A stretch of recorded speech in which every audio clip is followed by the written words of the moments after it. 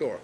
Certainly I believe on the K through 12 program, there's two issues that I feel very strongly about.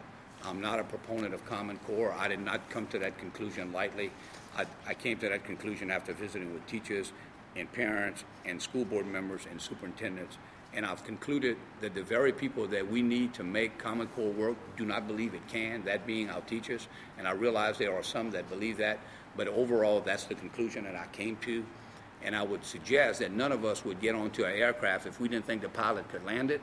And that's how I feel about this issue. So I'm very pleased that the legislature has decided to go the route of a compromise, and now the Department of Education is in the process of getting a variety of feedback on that. The other thing I think we need to do, I think that we have to lower the amount of weight that we put on a teacher's evaluation from Lil Johnny and Lil Susie's test scores. In Louisiana right now, we have the highest of any state in the union. We put a full 50% weight, if you would, 50% weight on a teacher's evaluation that results from Lil Johnny and Lil Susie's test scores.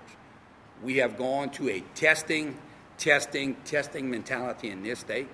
I think it's over the top, and that testing now comes at the expense of teaching. And I would ask all of you to consider that one teacher that reached you on that certain day in that certain lecture had the time to put his or her arm around you and get through that particular subject matter, and wasn't particularly worried about what you were going to make on that national standardized test at the end of the year. Yes, it's important, and yes, we got to compare ourselves to other locales and other states. But there's no reason for Louisiana to have a 50% weight when I believe the nearest state is somewhere around 35%. It has caused tremendous stress in the classroom, and I don't believe it's producing the results with teachers who are excited about going to work every day with that kind of pressure. And again, it's way out of whack. So I feel very strongly about that.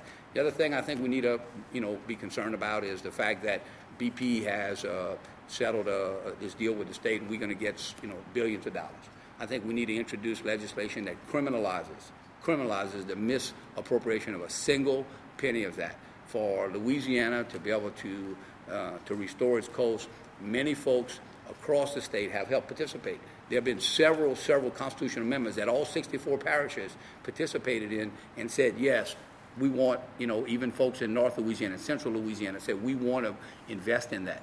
We have to make sure that with the money that we're getting from BP, that we don't misspend a single penny, because the reality of it all, it's not enough money to take care of the issues that exist there, number one. And number two, we're going to need our federal partners to help us. And we have a duty to make sure that we leave the next generation with a good reputation of that when we got this kind of money, we knew what to do with it, we were mature about it, and we held accountable anybody that decided to go in a fraudulent way. So I feel very, very strong about that. On the whole economic development side, look, one of the reasons that we've lost population in this state over the last 20 years, it's about jobs. I mean, the jobs are the number one thing that get people going to a particular area. And I think from an economic development standpoint, we have to be smart that our tax policy and our fiscal policy matters, that people are going to go where their capital is treated well. Capital goes where it's treated well. I have business background. I understand that when I deploy my own capital, I want a fair return on investment. We have to be a place that gets that. As the Secretary of Natural Resources, I learned this. I learned that when I got there in 2004, the drilling rig count was up in Texas, and the drilling rig count was up in Oklahoma, and it was up in America. And at the same time, it was down in Louisiana. That told me people were investing in the industry, but they were choosing not to invest in our province. And, if any of us understand the 40s and the 50s and the 60s in Louisiana and oil and gas, you had to be here. This is a place you had to be.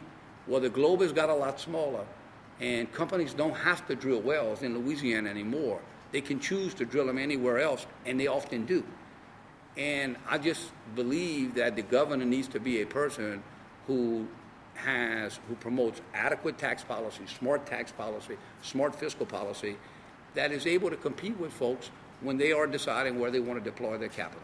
Again, I'm a big believer that capital goes where it's treated well, and we need a governor that understands that and will embrace fiscal policy, because at the end, a good social program starts with a good job. Show me someone with a good job, and I'll show you someone who is usually participating with their children with homework, somebody who's volunteering in the PTA, someone who's coaching Little League Baseball, someone who's helping out in the fire department. Everything starts with a good job, and I believe that we need to be all in, and that's why I use workforce development as one of the things that's going to be my signature items.